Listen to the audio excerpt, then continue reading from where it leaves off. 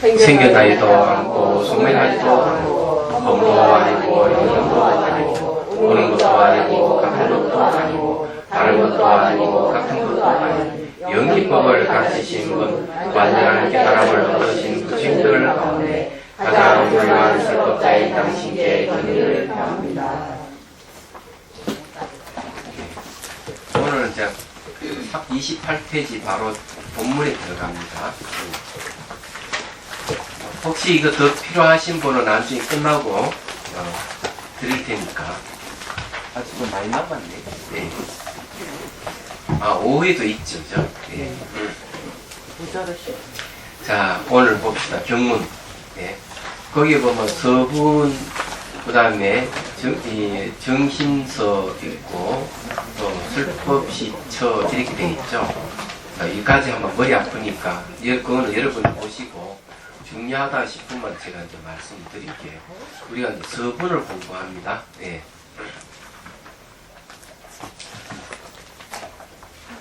자, 제가 경전 읽어볼게요. 이와 같이 나는 내가 들었다. 네. 어느 때 부처님이 신라벌성의 기원정사에서 대비구 1250인으로 더불어 함께 하셨는데 그들은 모두 무르에 대해 아라한들이었기 때문에 불자로 주지하여 삼류의 모든 번뇌를 잘 초월하였고 능히 여러 국토에서 위를 성취하여 부처님을 따라 법륜을 굴리었다. 자, 여기에 이제 신라벌성은 사이성을 얘기하죠. 우리 보통 저게 신라의 수도를 스라벌이라고 하죠, 스라벌. 네. 그죠? 아마 거기서 온 것 같아요. 신라벌성이란 말이 이제 그런 뜻에서 잘 들어보면은 좀 비슷하죠, 그죠? 발음이. 여기에 이제 이 사위국의 이제 사위국은 이 중인도 쪽이 중인도 코살라국이라고 되어 있습니다. 얘기하자면은 주위도 다 나와 있습니다. 나와 있고요. 기원정사는 아주 유명하죠. 기원정사 굉장히 유명한데 기원정사는 급고독장야하고 기타 태자의 두 분에 의해서 마련된 정사입니다. 예, 급고독장자가 마가다국 사이성에서 자기 친구를 집에 이제 방문하게 됐는데 어느 때부터 그래 열렬히 환영을 해주고 했는데 그날따라 그냥 홀대하는 같이 조용하더라 하는 거죠. 무슨 일인가 하고 집 안에 들어가 봤더니만 부처님을 초청해서 대중들이 법문을 듣고 있었다는 거죠. 자기도 그 틈에 부처님 법문을 듣고 발심을 하게 됐습니다. 너무 기쁘고 마음의 눈이 열린 것이죠. 그러고는 부처님께서 이제 저희 이 사위국에도 절을 지을 테니까 부처님 오셔서 법문을 해주실 수 있겠습니까? 하고 요청했습니다. 이제 그래 이제 요청을 하니까 부처님께서 무묵부다 침묵을 지키셨어요.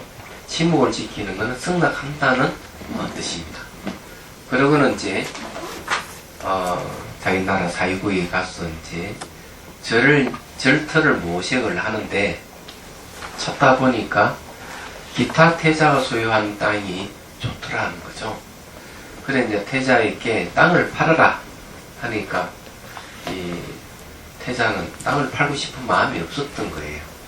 근데 요청을 하니까 귀찮아서 한마디 하죠. 땅을 사가고 싶으면 금을 땅에 깔아라. 금을 땅에 깐 만큼 내가 팔겠다. 그러니까 정말 이제 그 고독 장자가 재산을 팔아서 전부 금을 땅을 깔았던 것이죠. 그러니까 기타 제자 깜짝 놀라서 당신은 무엇 때문에 황금을 땅에 깔아서 까면서 이 땅을 살려고 하느냐. 그래서 이제 이 부처님에 대한 얘기를 하니까 이 기타 제자 아주 그 감동을 받아서 그러면 숲은 내가 기증하겠다. 숲. 그래서 이제 기숙극 고도원이라는 게 생긴 기숙극 고도원 기원정사예요. 얘기하잖아. 그래서 부처님께서 가장 많이 머물렀던 곳이고 환경이 훨씬 이제 왕사성의 중림정사보다는 좋았던 것 같아요. 중림정사가 먼저 생긴 절이고 아마 이 기원정사가 두 번째 생긴 절이 아니겠나 이렇게 생각합니다. 이제 대비고 1250인과 더불어 함께 하셨다는데 1250명에 대한 얘기도 할까 말까? 하여주시옵소서. 한잔하고.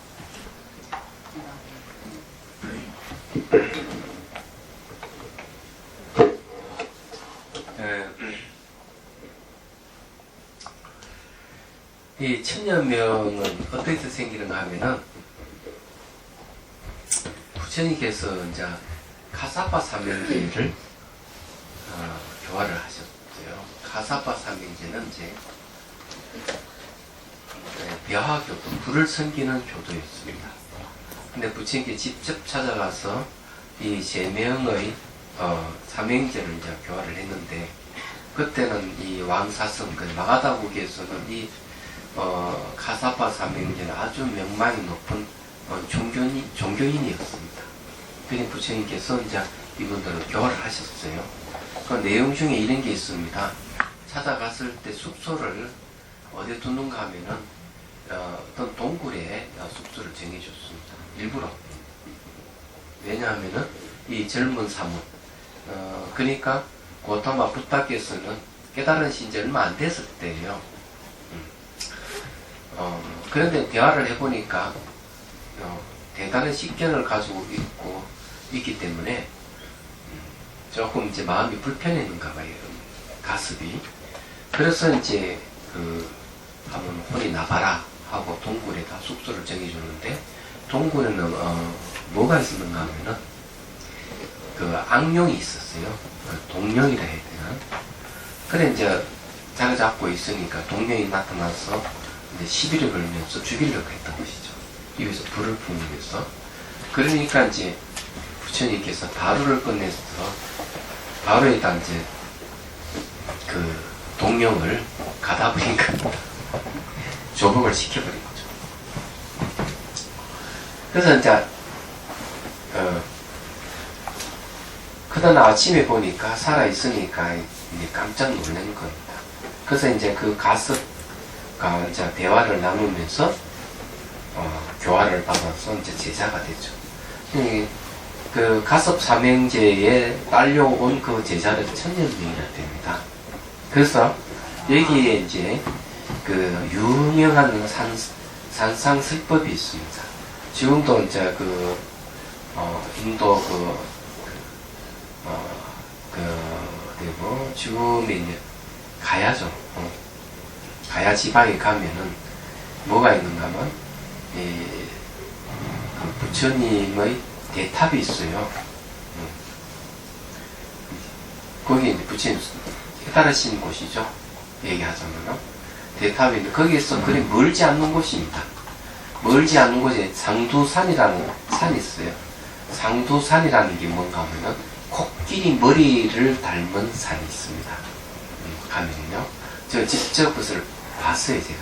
진짜 산이 코끼리 머리까지 닮았어요. 그 상두산에서 이제 1000여 명의 대중들을 대상으로 해서 법을 설했는데 그 법문의 내용이 이런 내용입니다. 눈에 불이 타고 있고 눈의 대상에 불이 타고 있다. 네, 그리고 귀와 귀의 대상에 불이 타고 있고 코와 코의 대상에 불이 타고 있고 혀와 혀의 대상에 불이 타고 있다. 몸과 몸의 대상에 불이 타고 있다. 이 불이 타고 있다고 얘기를 합니다. 이 세상 온 세상에 불이 타고 있다. 뭐 법을 쓰라고 있다. 그러면서 이 불타고 있는 이 세계에서 벗어나는 가르침을 폈었던 것이죠. 예수님도 이걸 따라가지고 산상설교를 했던 것이죠. 알고 보면은. 네. 근데 이제 유명한 내용입니다. 그것이 이제 고스란히 법화경에 보면은 상계 하택에 비유해서 거기서 비롯됐다 하는 걸 여러분 알 수 있을 겁니다. 그래서 이 탐욕의 불, 승례의 불, 의성의 불에서 벗어나려면 어떻게 해야 되는가 하는 가르침이에요. 모든 경전의 가르침은 사실은 거기서 벗어나지 않습니다. 그 다음에 이제 그 25명이라는 되죠. 250명이 되는 이거는 어떻게 되느냐 하면 이것도 이제 얘기했습니다. 오비구 중에서 예, 이분이 이름을 잘 모르겠네. 탁발을 했어요. 탁발을 했는데 지나가던 사리불을 존자가 봤습니다. 이때의 사리불은 외도였습니다. 근데 이 오비 중에 한 분인 이분이 탁발하는 모습이 연애 사문하고 다르다 하는 걸 알게 된 거죠. 그림글이라든지 그 몸에서 빛이 나는 거라든지. 그래서 이제 탁발이 끝날 때까지 따라다녔습니다. 탁발이 끝나자 묻습니다. 당신은 누굴 스승으로 모시고 공부를 합니까? 네, 저는 고타마 붓다를 스승으로 모시고 있습니다. 그럼 붓다께서는 뭘 가르치십니까? 저는 나이가 어렸어. 이때 나이가 어리다가는 이 법의 진리에 대한 나이가 어리다는 얘기. 나이가 어려서 다 설명해 줄 수는 없고 간단하게만 제가 기억하고 있는 것을 설명해 드릴 수가 있습니다. 그럼 그거라도 얘기를 해 주십시오. 그래서 이제 득금 개송이 법신계라고 합니다. 법신의 노래. 법신 알죠? 독법자, 몸신자, 진리 몸이죠. 매우 이런 겁니다. 모든 것은 원인과 조건에서 생겨났다가 모든 것도 원인과 조건에서 사라진다. 이것이 대사문이 가르칩니다. 이 몸이게 인과법이죠. 원인과 조건, 인연법을 얘기합니다. 인연이 다른 데는 연기법이죠. 연기법은 부처님 깨달은 내용입니다. 연기는 다른 이름이 공성에 대한 얘기고요. 자, 공성이 다른 이름이 중도고, 중도 다른 이름이 진여, 불성 이렇게 부르죠. 모든 게 연기 다른 이름들입니다. 연기 다른 이름 중에 인연이 있죠. 그래서 그 내용의 원인과 조건에 의해서 모든 게 생겨났다가 원인과 조건에 의해서 소멸한다. 이것이 대사문이 가르칩니다. 이 말 한마디에 사리부 존자가 깨달음을 얻습니다. 그건 너무 깊어서 자기 친구한테는 친구가 누구냐 하면은 목눈 존자예요. 목걸란나라 그러는데 멀리서 이 사리불 존자가 지쳐오는데 얼굴에 빛이 나거든. 깜짝 너 무슨 일이 있었느냐? 무슨 일이 있었느냐? 안 그래도 지금 그 붓다의 제자를 만났는데 대단하다. 내 깨달음을 얻었다. 그러면서 이제 개성을 일러줍니다. 개성 일러주니까 목론 조사도 한 번에 듣고 바로 깨달음을 얻어요. 근데 이 두 분이 이제 자기 스승에 찾아갑니다. 스승이 있는가 하면은 육사 외도 중에서 산자예락하는 외도예요. 해이론자를 얘기합니다. 그래서 찾아가서 지금 세상에 붓다가 출연하셨습니다. 스승님께서도 가보시는데 어떻겠습니까? 갑시다 이러니까 스승은 자기는 가지 않는다. 너희들도 가지 말아라! 이렇게 얘기하는 거예요. 그럼 두 제자는 저는 그렇지 않습니다. 저는 깨달음 얻었기 때문에 붓다를 저는 친면하고 싶습니다. 하고 떠납니다. 떠나니까 그에 따르는 제자들이 있어요. 사리불 존자, 목론 존자에 따른 제자는 한 100여 명이 됩니다. 토탈 한 200여 명이 되죠. 근데 부처님께 기의를 해버리는 겁니다. 얘기하자면은 부처님께 이제 기의를 했는데 그 다음 뒤에 야사가 따릅니다. 스승이 산자애가 생각에 개심하고 너무 이제 화가 나는 거지. 그래서 부처님께 결투 신청을 벌였어. 마가다부의 들판에서 이제 신통 대결을 한 거예요. 신통 대결은 한 번에 그만 산자애가 그만 신통 대결이 져버렸어. 이 야사가 이제 이게 헐렁한 내용인데 이 이야기를 가지고 학자들이 하는 얘기가 이 불교는 이 산자의 해이론을 넘어선 것이다. 이렇게 이제 판단을 했답니다. 지금도 산자가 땅을 치고 통곡을 하고 있는 소리가 들립니다. 제 제자 뺏긴 거에 대해서. 근데 그게 재미있는 얘기죠. 근데 50여 명은 도대체 뭐냐 얘기죠. 이제 5비구는 아시죠? 다섯미 비구는. 그 나머지 이제 인원은 어디서 나온가 하면은 최초의 부처님의 제자가 제가자가 있어요. 네, 제가자 신자가 있습니다.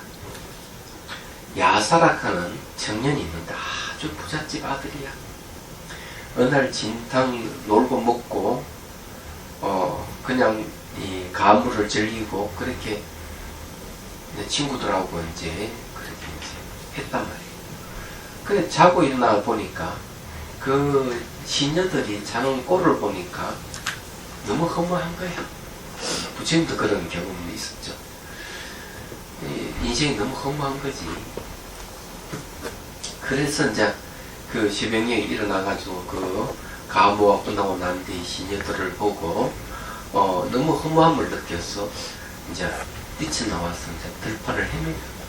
요즘 말하면 너무 괴로우니까 냅다 뛴 거죠. 뛰면서 하는 소리가 괴롭다 괴롭다 괴롭다 괴롭다 하고 막 그냥 이 들판을 가로지르면서 막 임박질 하는 거죠. 너무 괴롭다 이거지. 저녁에 놀 때는 좋았는데 놀고 난 뒤 너무 괴로운 거지. 그 모습을 보고. 근데 강 건너편에서 목소리 들립니다. 젊은이 뭐가 그렇게 괴로운가? 이리 건너오너라. 내가 해결해 주리라. 그래 목소리를 따라서 건넜는데 바로 부처님을 이제 직면하게 되죠. 이 부처님 법문을 듣고 바로 아라한이 됩니다. 깨달음을 바로 얻어버려요. 근데 이제 시변역에 이제 아들이 나가서 돌아오지 않는 걸 부모가 알았어. 그래서 아버지도 이제 아들을 찾아 막 헤매다가 나무 밑에 앉아있는 부처님을 친견하게 되죠. 그래 부처님 법문을 듣고 제가자가 되기를 그 앞에 이제 발언을 하게 되죠. 그 최초의 제가 신자가 됩니다. 야사의 아버지예요. 근데 이 명망이 있는 가문의 아들이 출가를 했다는 소리를 듣고 그 친구들이 50여 명이 다투어서 출가를 하게 됩니다. 그러고는 부처님 법문 듣고 다 아란이 되죠. 그래서 부처님께서 처음에 오비구에게 들이 이제 차례를 깨달음을 얻었을 때에도 여기는 6명이 아란이 있다 이렇게 했는데 마찬가지로 한 50여 명이 출가했을 때도 여기는 50여 명이 아란이 있다 이렇게 하는 부분이 경전에 나옵니다. 그래서 총 합해서 대비고 1250인이라고 부르는 겁니다. 너무 자세한가? 이러면 이게 1년 안에 못 끝냈는데. 자, 그 다음에 무루에 대해 아라한들이 있기 때문에 이들이 무루라카는 번뇌가 없다고 해서 세는 것이 없다. 셀루자, 없을무자 셀루자, 세는 게 없다 하는 것은 대상을 인식하지 않는다 이런 뜻입니다. 인식할 대상이 없다 이런 뜻도 있습니다. 그래 눈, 귀, 코, 또 혀, 몸을 통해서 마음이 바깥 대상을 향해 흘러나가는 걸 유루라 그럽니다. 그걸 번뇌라 그러죠. 그런데 이제 인식할 대상이 없다. 또 주객에 의해서 완전히 벗어났다. 이런 뜻을 갖고 있어요. 그래서 무루에 대해 아라한이다 이랬습니다.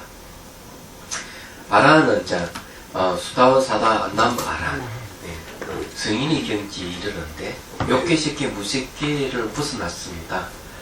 오용락의 세계, 욕계, 물질을 청정한 세계, 정신만 남아있는 무색계 이 세 가지 세계도 시간과 공간에 의해서 벗어나지 않았기 때문에 세간이라고 합니다. 세는 시간이고 간이라고 공간을 얘기합니다. 시공을 벗어나지 못한 존재는 항상 늙고 병들어 죽음이 있습니다. 그리고 이제 거의 이 심리에 따라서 지옥에 태어나거나 아기 또 축생, 아수라, 인간, 천상 이런 거거든요. 욕계에는 이는 육도 윤회가 있고요. 색계와 무색계에는 천상세계의 윤회가 있습니다. 그래서 이걸 다 벗어났다. 그래서 불자로 주지하여 가는 거예요. 불자 딱 이렇게 머물고 딱 견지했다는 주제라는 거는 상계의 모든 번뇌를 잘 초월했다 하는 건 벗어났다. 윤회에서 완전히 벗어났다. 이런 얘기예요. 근데 이제 한마디 하자면은 강원도 어느 절에는 개가 한 마리 있으니까 저 개는 전생에 아라한인데 저렇게 개가 되었다. 이렇게 주장하는 스님이 있다는 얘기를 들었습니다.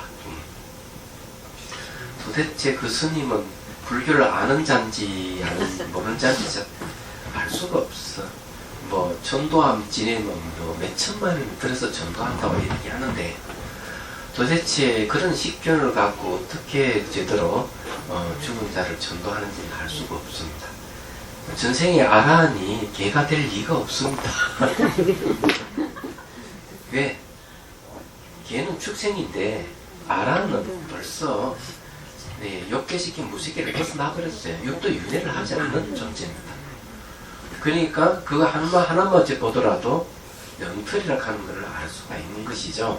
그래서 여러분 제대로 부처님 법을 배워야만이 속지를 않는다. 그런 걸 여러분 아셔야 돼요. 그래서 이게 이제 대아라한들이다 하는 말이 그런 거예요. 그래서 이제 번뇌를 잘 초월하였고 능히 여러 국토에서 위를 잘 성취하여 부처님 법을 따라 분류를 굴렸다. 인데 번뇌는 어디서 오느냐 하면은 나락하는 자아에서 옵니다. 내다 하는 이상에서 번뇌가 일어난다는 걸 여러분 아셔야 돼요. 번뇌 종류도 보면 크게 두 종류예요. 감정적인 번뇌가 있고요. 그러니까 정적 번뇌를 그럽니다. 감정은 정적 번뇌고 지적 번뇌가 있습니다. 그러니까 감정적인 번뇌는 탐욕, 성냄, 어리석음, 교만, 의심 이 근본 번뇌예요. 그 다음에 이제 견해가 들어있는데 견해는 뭔가 하면 지적 번뇌입니다. 이성적인 번뇌예요. 거기에는 이제 몸을 내다 내 것이라는 생각이 있고요. 또 유물을 근거한 절대적 허무주의 떨어지는 견해가 있고요. 그건 병견이라고 얘기합니다. 그런 개금치검이라는 게 있는데 이거는 뭔가 하면은 개금치견 이거는 이제 계율을 잘못된 계율을 신봉하는 걸 얘기를 하고요. 그 다음 또 하나는 이제 견치견이라고 하는 게 있어요. 견에 굳게 집착하는 견해도 있어요. 얘기하자면. 그 다음에 뭐 또 하나 더 있는데 기억이 안 나네. 예? 신경 이야기했고. 그래서 이제, 번뇌를 얘기하자면 그런 건데, 그런 번뇌는 대체적으로, 이 견해에 의한 번뇌는 잘 없어져요. 그래서, 무상이나 고나 무아나 고성 연기에 대해서 잘 이해하면 없어집니다. 뭐 가져온 거 있으면 줘봐. 일어나는 문장이 있다는 주려고 후보.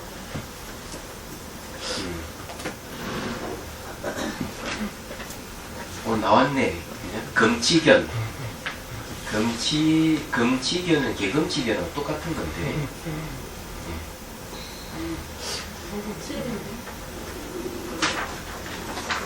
이거자 신견, 번경견, 그 다음에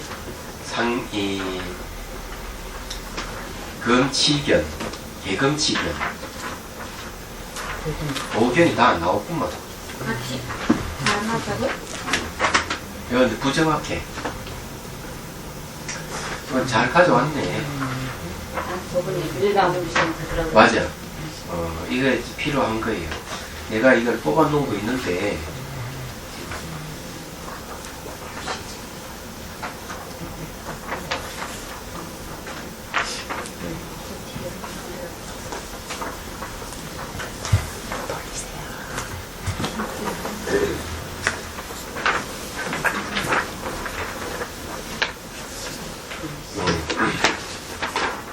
자, 이제,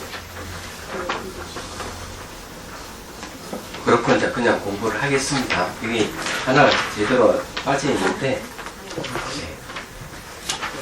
정확하지 않은 거니까. 다음 어디에 보는가 하면요.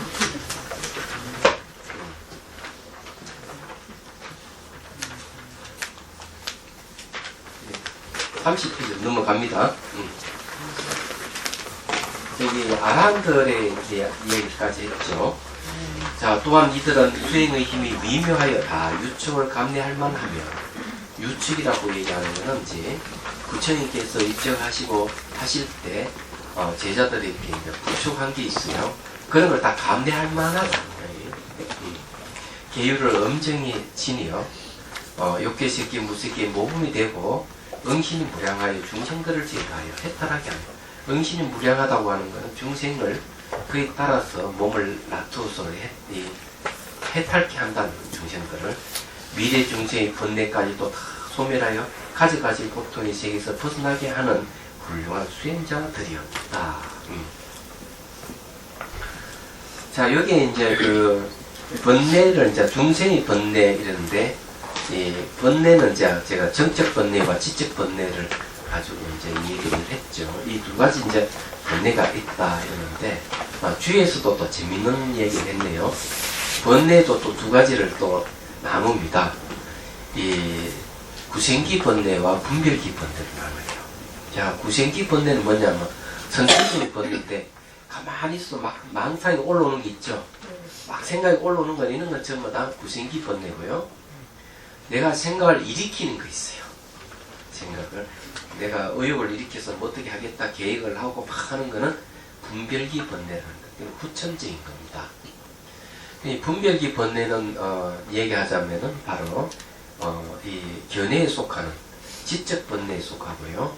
구생기 번뇌는 뭔가 탐진치 만이 5가지 근본 번뇌에 속하는 것. 이거는 바로 정적 번뇌, 그는 감정적인 번뇌예요. 이거는 바로 선천적인 번뇌입니다. 타고나면서 가지고 오는 거예요. 타고나면서. 근데 여러분들 혹시 부모의 영향을 많이 받는다 하는 거 여러분 사실 아시죠? 그죠? 부모의 영향을 이제 많이 받기도 하는데, 부모의 영향을 받기 전에, 부모의 영향을 받기 전에 여러분 가지고 오는 번뇌가 있다 하는 것도 알아야 돼요. 그게 뭐 정적 번뇌에 해당합니다. 그래서 이게 이제 지적 번뇌하고 정적 번뇌를 여러분이 잘 알아야 되는데, 이걸 조금 더 얘기하면 감정적인 번뇌는 이 번뇌장에 속하고요. 지적 번뇌는 소지장하고 관련이 있습니다. 그렇지만은 소지장은 그 근본 문명에 해당한다고 보면 틀림없어요. 문명. 근데 거기에 이제 지적인 거하고 같이 맞물려 있다는 것도 좀 아셔야 되고, 그 번뇌장, 소지장 이렇게 보통 나누죠. 번뇌의 장애와 알바인 대상에 대한 장애, 이렇게 얘기를 합니다. 그래서 번뇌장을 이제 타파하게 되면 아공이 돼요. 소지장을 타파하면 법공이 되고요. 근데 이런 정적 번뇌나 지적 번뇌는 대부분 근거가 어디에 있느냐 하면은 무명에 있습니다. 무명. 무명에 지금 기원을 두고 있는데, 무명의 특징은 어떤 것이냐 하면 이런 겁니다. 여러분들은 탐욕과 성냄 같은 거는 잘 알죠. 내가 욕심 부린다, 화를 낸다, 이런 건 너무나 잘 알지만 무명은 판단하기 어렵습니다. 여러분들 표가 안 나니까. 그럼 어떤 게 무명인가 하면은 대상이 고정되어 보이거나 분리되어 보이거나 스스로 존재하는 같이 보이기 시작하면 그건 무명이에요. 그래서 대개 그것을 근거로 해서 욕심 부리고 화를 낸다는 거죠. 그래서 이 컵을 보면 일주일 전에 본 컵은 지금 보는 컵은 똑같이 고정되어 보인다면 처음부터 고정되게 보이는 건 전부 다 무명의 소산이에요. 얘기하자면. 근데 고정되어 있는 그것이 아름답고 좋으면 가지고 싶어하는 욕심이 생기고, 가질 수 없으면 화를 내는 거예요. 그래서 이제 이걸 좀 깊이 파고 들어가면은 이제 무명에 대해서 나중에 또 제가 말씀드리지만은 이게 왜 필요한가 하면 이 무명을 타파해야 되기 때문에 그 영원성에 대한 믿음을 가진 자는 대개 무명입니다. 그러니까 대표적인 사람을 얘기를 해볼게요. 일본의 그 아베 정권에 있는 사람들 대부분 그런 사람들이에요. 극우파들이 그러죠. 위안부를 부정하거나 난징, 난경 대학살을 부정하는 것, 이런 거 부정을 합니다. 이는 부정을 하면서 미화를 하죠. 예. 미화를 하는데 권력에 대한 영원성이에요. 그는 이 권력에 대한 영원성에 대한 믿음을 갖고 있습니다. 그리고 거기에는 예. 일본 종족에 대한 어떤 영원히 하다는 믿음을 갖고 있어요. 이런 생각은 히틀러가 생각했던 생각은 똑같은 겁니다. 종족이 게르만족의 최고다는 생각을 갖고 있죠. 영원성에 대한 믿음이죠. 600만 명을 죽였어요. 유태인들을. 그래서 지금 이제 그런 어떤 이 강력한 어떤 믿음이 있기 때문에 이 군국주의가 다시 이제 부활하게 되는 건데, 그러면 이런 것들이 대상은 고정되어 있고 분리되고 스스로 존재한다 하는 데서 비롯되는 겁니다. 이게. 그러면 이게 이제 얼마큼 무서운가 하는 거죠. 데이비드 봄이라는 물리학자는 그런 믿음을 가졌을 때 수많은 생명이 희생됐다는 걸 예를 들어서 얘기합니다. 이 마르크스주의, 공산주의죠. 공산주의 같은 경우는 안 믿으면 공산주의 신봉하지 않는 자는 아주 생매장한 사건이 있어요. 스탈린이 그랬어요. 한 2천만 명 죽였다는 기록이 있습니다. 200만 명이 아니고 2천만 명. 자, 믿기지 않는 건데 공산주의를 안 믿으니까 쓰레기다 해가 생매장 해버리는 거죠. 그건 스탈린부터 누구야? 히틀러부터 한 거죠. 르완다의 종족 학살, 세르비아의 뭔가 보스니아인가 또 하는 인간 청소 그런 게 있었죠. 또 종교 간의 이제 대립에 의해서 종교 분쟁이 이래가지고 수많은 사람들이 학살되는 것. 예, 그러니까 종족, 인종, 주의 이런 것들 중에서 뭐가 있는가 하면은 바로 영원성에 대한 믿음을 갖고 있을 때 당연히 사람들이 희생당한다는 거죠. 예, 뭐 중세기 때 마녀사냥도 그런데 관련이 있습니다. 근데 불교의 특징은 무상을 주장하죠. 모든을 변한다. 모든을 변한다 하는 것을 명확하게 이해하고 체득한 사람은 어떠한 견해도 내지 않습니다. 그리고 그런 사람 누구를 핍박하지도 않고 그런 주의를 내세워가지고 사람을 죽인다든 착취한다든 이런 일도 없어요.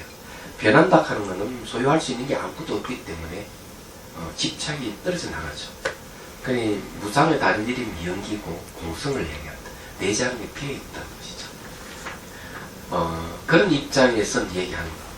비어있다 하는 입장에서 본다면은 무한한 가능성을 얘기하기도 합니다. 공성을 가능성을 또 봅니다. 그래서 공성은 불성이라는 부처가 될 수 있는 씨앗을 이래 보기도 하는 거죠. 근데 이제 이런 이야기도 이제 점점 나중에 하겠지만은 문제는 모든 번뇌의 근원에는 자아가 있고 자아의 근원에는 바로 무명이 있다 하는 사실을 여러분 인식해야 되고, 이런 것들이 현실에서 그대로 반영되면서 가정이 파탄이 일어나거나 사회에 어떤 충돌이 일어나거나 국가 간 전쟁이 일어나는 이유 바로 그런 데서 일어나는 것, 전부 다 무명 무지에서 일어나는 겁니다. 그런 걸 여러분 명확하게 여러분 인식을 하셔야 돼요. 오늘 얘기하다 보니 또 시간이 막 흘러가네. 자, 또 봅시다. 네. 그래서 여기 이제 아란에 대한 이야기를 하다 보니 번뇌까지 얘기를 했죠. 그래서 이런 번뇌 다 소멸했다 이거죠. 그래서 중생들의 가지가지 고통의 세계에서 벗어나게 하는 훌륭한 수행자들이다 이거죠. 그게 소승 아란이라고 해가지고 폄하하면 안 됩니다. 그거 아셔야 돼. 단지 한 생에서 끝나버리니까 문제예요. 살아있을 때에 아란다는 열심히 많은 중생들의 고통에 구제하는 있는 활동을 하지만 결말에 딱 들어가지고는 그 다음에 중생 구제를 안 하는 게 문제예요. 그래서 이제 아란의 특징 중에 하나가 분단 생사는 끝났습니다. 분단 생사를 하는 건 나눌 분자를 쓰죠. 단자를 하는 거는 우리는 뭡니까? 1단, 2단 할 때 그 단자 쓰는 게 무슨 단자는 모르겠네. 그 단자를 쓰는데 쉽게 얘기해가지고 음식을 이렇게 끊어 먹는다든지 씹어 먹는 건 형상이 있는 겁니다. 그죠? 이런 걸 이제 분단 생사라고 합니다. 인간은 육체를 갖고 있기 때문에 넓고 평도 죽음이 있는 것이죠. 이런 분단 생사가 끝났어요. 완전히 벗어났습니다. 그게 욕계시키 무섭게 벗어났다는 얘기입니다. 근데 벗어나지 않는 게 하나 있어요. 변이생사에서 못 벗어난 겁니다. 변이생사라 하는 건 아직까지 미시한 번뇌가 남아있다는 얘기입니다. 그래서 의생신을 냅니다. 의생신이니까 내가 생각만 해도 몸을 다시 나타낼 수 있는 힘을 갖고 있어요. 그래서 아직까지 욕계시키 무색계 생사에서는 벗어났지만은 변이 생사에서는 아직 못 벗어났다 이렇게 하는 거죠. 그렇게 벗어나지 못한 이들은 보살들도 있어요. 부처님은 그마저 완전히 벗어난 분을 부처님이라고 합니다.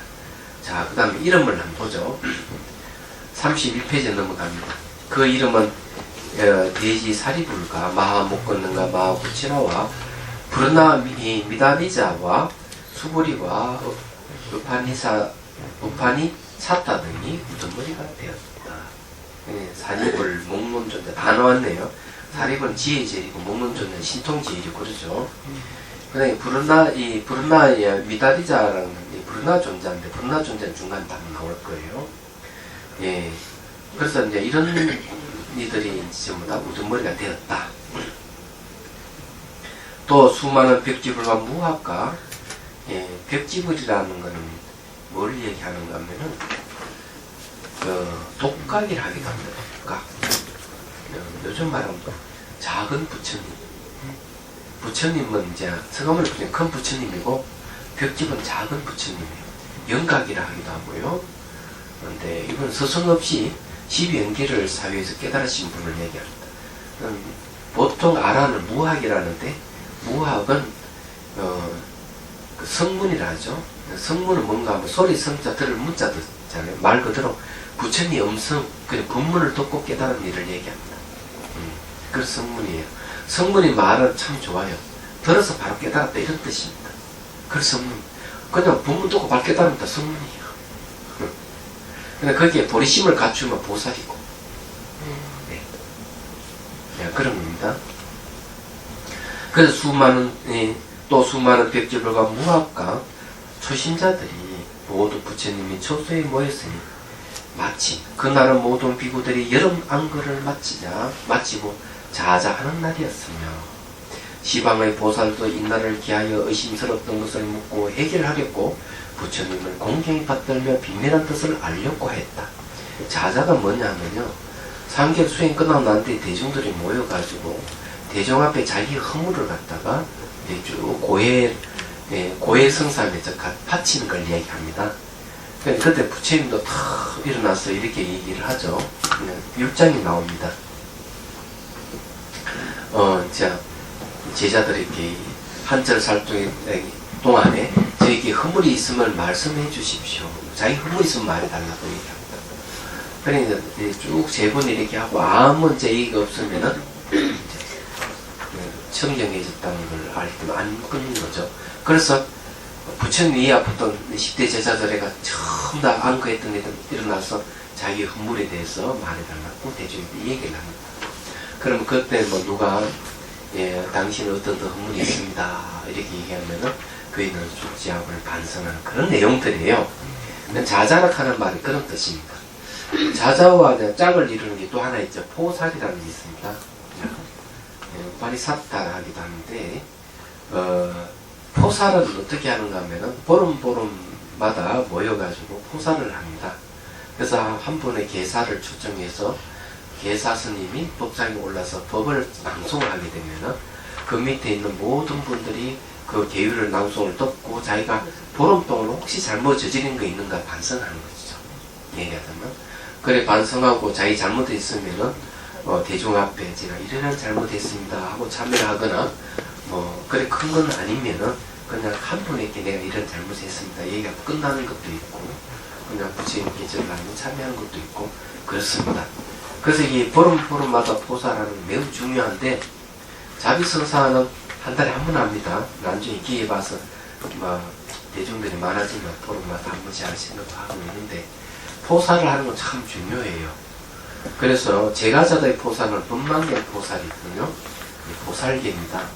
이 포살을 해가지고 굳건하게 기율을 잘 지켜 도덕성을 가지고 있어야 돼요. 도덕성을 가지게 되면 좋은 점이 여러 개가 있습니다. 자제력이 생기고요, 의지력이 생깁니다. 그 이제 자제력이라든 이게 뭔가 의지력과 같은 건데, 이것이 여러분의 가정을 지켜주고 사회를 지켜주고 국가를 지켜주고 지켜주는 것들이에요. 이거 왜 중요하냐, 이런 것들이 굉장히 중요한 겁니다. 네, 예를 들어서 이제 초콜릿을 두고 한쪽에는 물을 2개 두고 아이들에게 얘기합니다. 10분 동안 초콜릿을 먹지 않으면은 초콜릿을 2개 주겠다. 이렇게 얘기를 합니다. 참지 못한 아이는 먹게 되죠. 그렇지만 그것을 끝까지 참는 아이들이 있어요. 의지력이 있는 아이들이죠. 근데 이것을 이제 연구를 했어요, 학자들이. 그래서 그는 아이들을 처음 다 10년 동안 쭉 살펴본 거죠. 근데 아이들이 이제 대학에 가서 사회 활동을 하면서 쭉 지켜보니까 의지력이 있는 이 아이들이 커서 대학 다닐 때도 학업 성적이 좋고 대인관계가 음원하고 일을 선취하는 데 있어서 아주 강해서 다 기반을 잡고 잘 됐다는 걸 얘기를 하고 있습니다. 의지력이에요. 근데 이게 이제 계율은 바로 이 의지력을 갖다 줍니다. 자제력을 갖다 줍니다. 자제력이나 의지력이나 거의 비슷한 건데, 그래서 이제 포사를 보름마다 포사를 해가지고 해서 잘 이렇게 도덕성을 지키도록 의지력을 가지고 있어야 됩니다. 그게 이제 참는 힘을 기르는 거죠, 이게.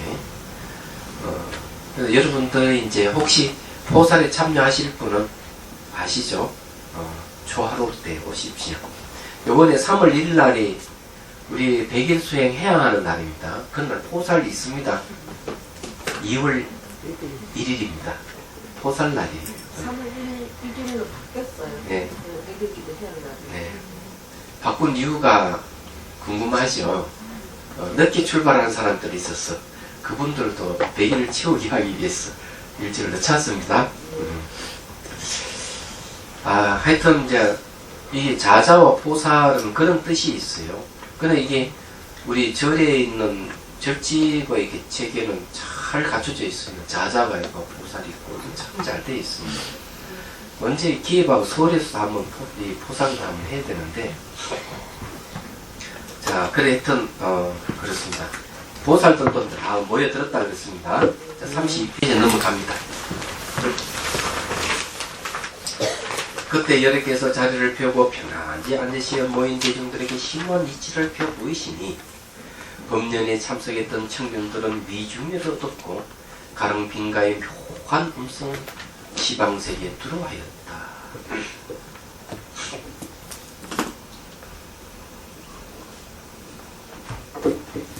가릉빈가는 새입니다. 아주 음성이 하평소 우아하다 그러네요. 그러니까 이제 이게 그 부처님의 음성이 가릉빈가의 음성을 묘사한 것 같네요. 또 항아리 모리수와 같은 수많은 보살들도 그 도량에 참여했으니 그 가운데 문수보살이 우두머리가 되었다. 자, 보살은 보티사드파, 깨달은 중생, 이런 뜻이에요. 유정입니다. 깨달은 유정이죠. 깨닫긴 깨달았는데 그 완전한 어떤 그 부처님이 되시지 못했기 때문에 중생이라 이런 말 씁니다. 이 보리살타라는 말을 쓰죠. 보디사트바라고 얘기를 하는데, 왜 보살이라는 칭환을 하는가 하면은 성문과, 그러니까 아라한하고 보살의 차이점이 하나 있습니다. 이것도 여러분 구분을 할 줄 알아야 돼요. 뭐가 보살이고 뭐가 아라한인지. 여러분들이 성인의 경지에 못 가더라도 보살의 칭호를 받을 수가 있는 이들, 어떤 이들인가 하면 보리심을 일으켜야 됩니다. 보리심. 이 보리심의 내용은 보리심 내용이 뭔가 하면은 모든 중생들의 고통을 부재하고자 하는 마음을 일으키는 것. 이게 첫 번째예요. 그건 자비심에서 나오는 거죠. 두 번째는 그러기 위해서 내가 위없는 깨달음을 추구하는 것. 그런 열망을 가지는 걸 바로 보리심을 일으킨다. 그거는 바로 지혜를 얘기하죠. 자비와 지혜를 갖추고 있어야 돼요. 그래서 수행의 목적은 그 친문이라 하는 어록에도 보면은 예, 이수한 영우선사께서 그런 얘기를 합니다.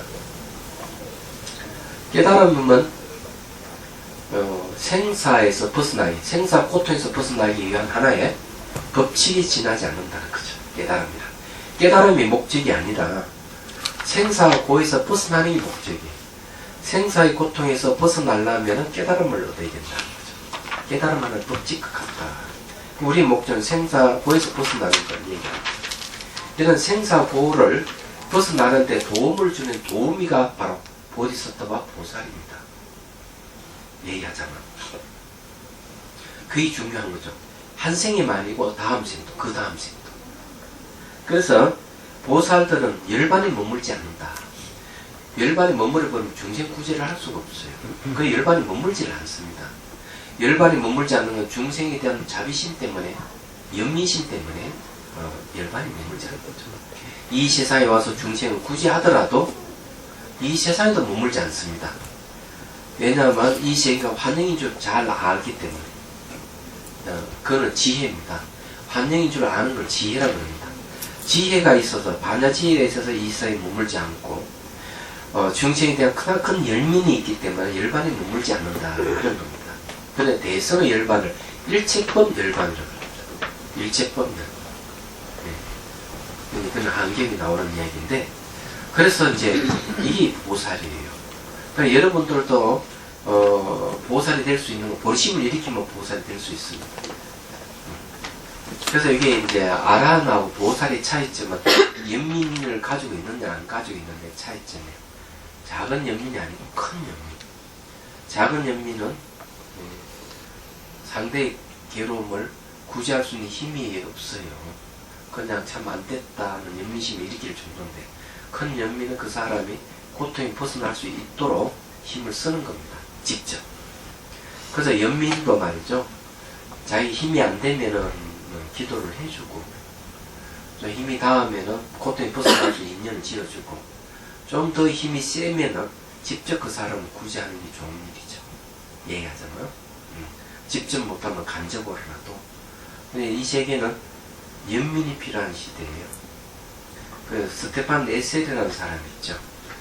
이 사람이 그런 얘기를 했습니다. 달라이 라마 스님하고 대담하다가, 이번에 이제 돌아가신 지 1년 채 안 되는 걸로 알고 있어요. 나이 90세가 넘었는데, 그러니까 유엔 인권 선언문을 작성자 중에 한 사람입니다. 이번 이야기는 인권 선언문에 보면은, 유엔 인권 선언문에 과학의 발전, 기술의 발전에 대한 얘기지만은 정신의 발전에 대한 얘기는 없다는 얘기죠. 그래 이 시대는 고견 정신이 필요한 시대라고 역설을 합니다. 그러면서 이 시대에는 가장 필요한 건 연민이 필요한 시대입니다 하고 역설을 합니다. 그 이유가 뭔가 하면 수많은 생명체가 죽어가고 환경이 파괴되고 있는데, 그 환경을 파괴하고 수많은 생명을 죽이는 죽음이 인간이라는 거죠. 그러면서 도리어 그런 환경 파괴에서 오는 인간이 다시 그 영향을 받고 있다는 걸 역설을 하고 있습니다. 수많은 동물을 키우고 죽이는 행위는 올바른 게 아니에요. 지금 독일 같은 데는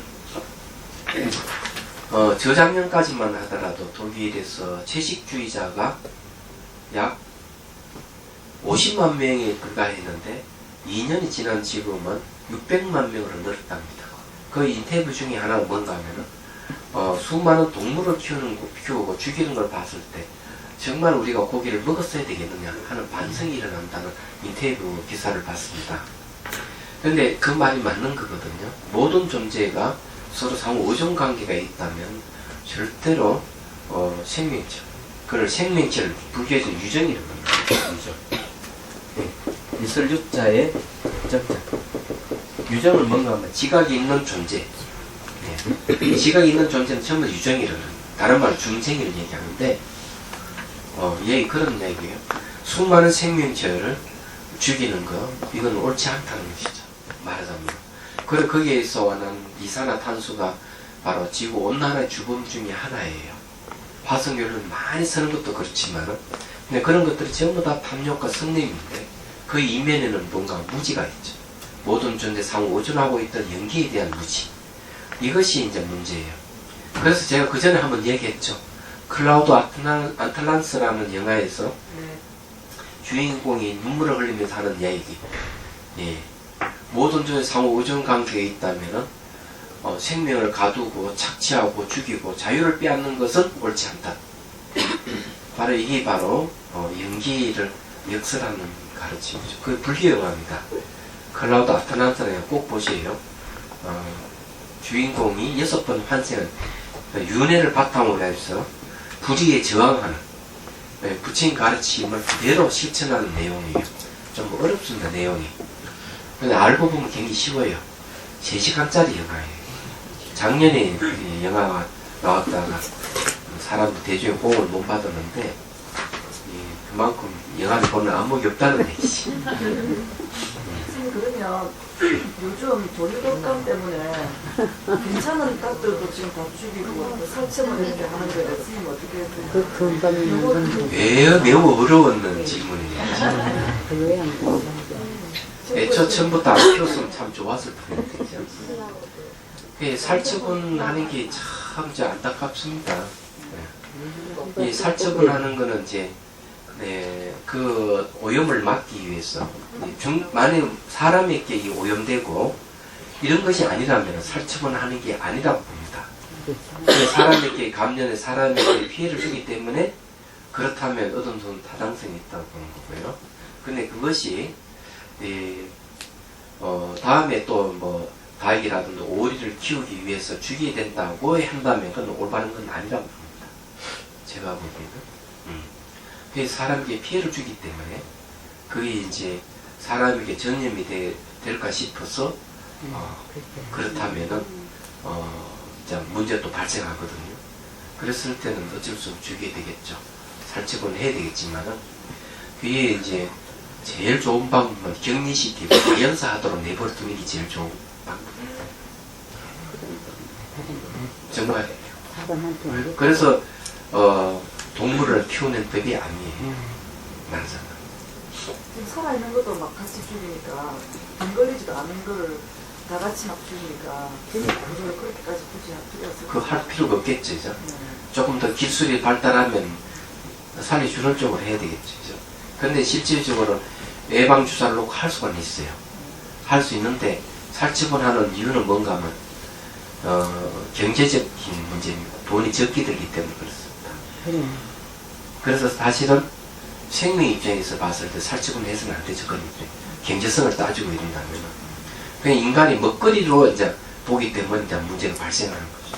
참 안 됐다고 생각을 합니다. 그래서 여러분은 절대로 열심히 수행해서 동물로 태어나지 않기를, 출생이 되지 않기를 바랍니다. 특히 소로 그냥 태어나면, 저 미국에 태어나면 36개월 안으로 바로 공수됩니다. 우리나라도 마찬가지지만. 자, 하여튼 봅시다.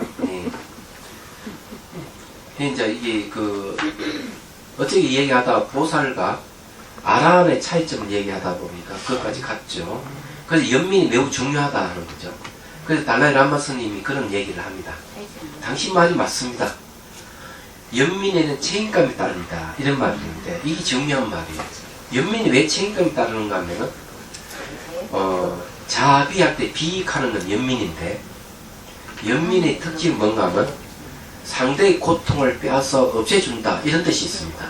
그래서 책임감이 따르는 거예요. 연민은. 사랑이라 하는 건 자비 자자가 사랑이에요. 사랑자인데 사랑은 상대를 이렇게 베풀어서 기쁘게 하고 보호해 주는 것을 이제 사랑이라고 해요. 그래서 연민은 상대의 고통을 빼앗아 없애주는 걸 연민이다. 이렇게 얘기합니다. 그래서 이 책임감이 따르는 거예요. 그래서 지금 이제 세계의 어떤 지성인들의 생각은 한결같죠. 얘기하자면 환경 보호를 해야 되고 생명을 죽이서는 안 된다고 이렇게 얘기를 합니다. 근데 우리 불자들도 거기 동참을 해야 되는데 여전히 여러분들 고기를 즐겨 먹죠. 고기에는 살생의 원인이라는 사실을 좀 줄이셔야 됩니다. 줄이시고 일주일에 뭐 한 차례만 먹겠다든지 또는 6일, 7일 내도록 먹는 중에 하루 정도로 고기를 안 먹는다든지 뭐 이렇게 여러분 내부 방침을 세우고 조금씩 줄여가도록 노력을 하십시오. 그것이 뭔가 하면은 모든 이 유정을 위한 일이에요. 그래서 능가경에 이렇게 얘기합니다. 중생을 구제한다고 하면서 중생이 고기를 먹어서 되겠느냐, 이렇게 얘기를 하고 있죠. 자, 오늘 여기까지만 하겠습니다. 다음에는 좀 속도를 좀 더 내겠습니다. 어떻게 모살과 아람의 차이점을 얘기하다 보니까 시간이 가버렸어요. 그래도 한마디 더 하자면은 아라는요 어떤 정도 경진자면은 십지 중에 팔지 보살의 경지입니다. 아라는 그걸 알아야 돼요. 수다원 사다 안난 아라한이지만 이걸 다시 이제 보면은 수다원도 수다원가, 아라한 그다음에 안나함도 안나함가, 사다함도 사다함과, 아라함도 아라함과 이렇게 하면 총 8단계가 있어요. 그래서 이게 소지부터 팔지까지가 그에 해당합니다. 그렇기 때문에 아라함도 대단한 경지이지만은 연민심이 없기 때문에 팔지 보살의 경지를 끝나버리는 거예요. 그게 차이점이에요. 근데 여러분들은 끝까지 보리심을 일으켜서 보살의 길로 나아가도록 하셔야 됩니다. 자, 질문 있으면 하십시오. 질문. 거기 미중 32페이지요. 미중류라는 게 미중류라고 하는 거는 얻기 어려운 현상들을 얘기를 합니다. 그걸 미중류라고 그래요. 도저히 이거는 상상할 수 없는 일들이 벌어지죠. 그거는 미중류라고 합니다. 이 법회가 상상할 수 없는 그런 법회라고 하는 것을 얘기를 해줍니다. 그거는 미중류라는 말을 쓰는 거예요. 그래서 법연에 참석했던 예. 네. 이 법석에 참석했다는 거. 예. 지금 우리 법회가 바로 미중류에 해당합니다. 그렇습니까? 예. 왜 그런가 하면은 여기 참석하지 못하는 사람 무수히 많습니다. 그런데 여러분 참석했기 때문에 이 법회가 미중류예요. 그러면 죄송한데요, 저는요. 12페이지. 예. 12페이지. 예, 12페이지로.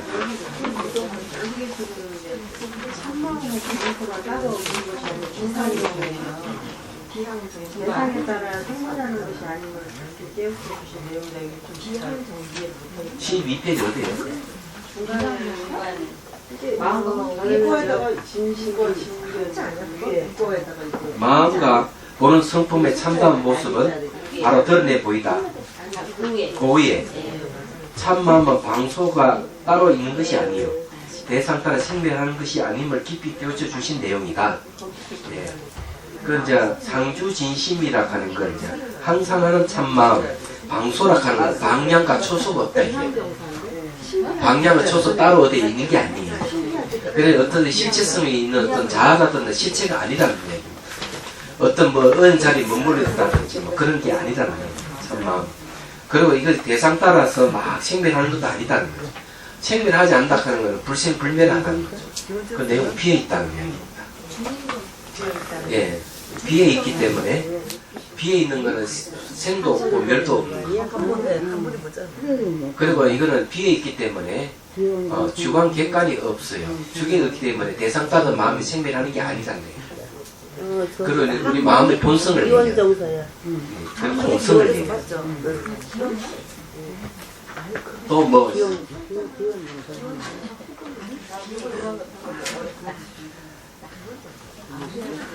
그 뒤에 가면은 그런 얘기 나와요. 마음에 이게 저기 생멸이 없는 이 자리에 가려면은 생멸하는 마음으로는 갈 수가 없다 이런 말이 있어요. 그 말이 무슨 말인가 하면은 생멸하는 마음하고 생멸하지 않는 마음은 서로 만날 수가 없습니다. 그냥 접촉 불가능이에요. 왜냐하면 코드가 안 맞아요. 코드가. 그래서 우리 마음의 본성은 생멸이 없기 때문에 생멸이 없는 마음을 내가 깨우치려면은 생멸이 있는 마음을 버려야 돼요. 그래서 생멸하는 생겼다 살았다 하는 마음을 버리기 위해서는 어떤 방법을 쓰느냐면 사마타와 이파사나 하는 방법을 쓰는 겁니다. 사마타는 집중해서 마음의 흐름을 거치게 하고요. 이파사나는 또 이치를 통해 가지고 생멸이 없음을 알게 하는 거죠. 이런 방법을 써서 이제 생미를 없는 마음 상태로 가는 겁니다. 생미이 없는 마음 상태로 쭉 가다 보면 이제 생미이 없는 마음하고 서로 코드가 딱 맞게 되죠. 그럼 깨달음을 얻는 거예요. 예. 그런 내용이 여기에 능력 안에 다 나옵니다. 그런 사례도 나오고. 그럼